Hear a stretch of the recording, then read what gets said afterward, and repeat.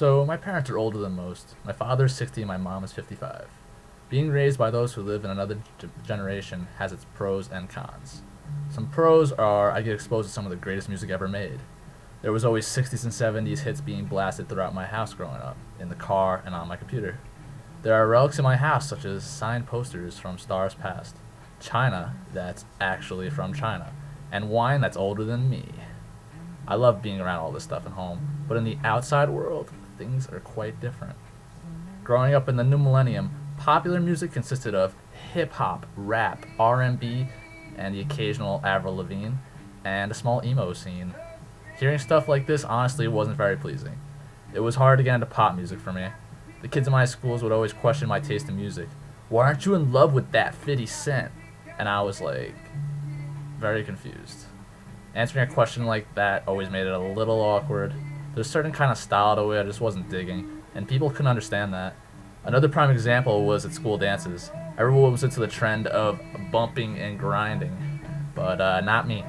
I just saw that as getting a little too personal in public with someone you may or may not know, and I wasn't really into that.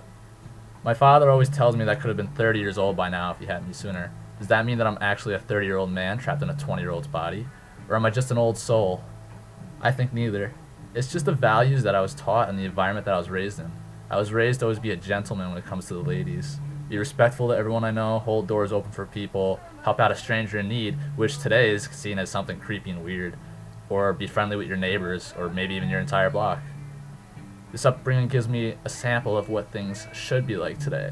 But then, back then, some people were definitely more friendly than others, and people didn't have or even could imagine having the technology that we have today.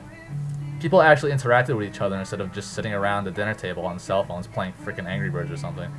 So whenever I get questioned by someone asking, why aren't you into this, or why don't you like that, I just throw them back another question. Why do you follow the crowd? Why are you a fish that swims downstream? Why not go against the current? People like that make me sick. They're just followers. They would eat shit if you put it on a plate in front of them. Some people may refer to me as a hipster or a weirdo or whatever. Being that guy that I am isn't really a choice. It was how I was raised, and I love it. However, in a society of tasteless baby ducks, being me is always a risk. A risk that I take every day, but also a risk that I enjoy.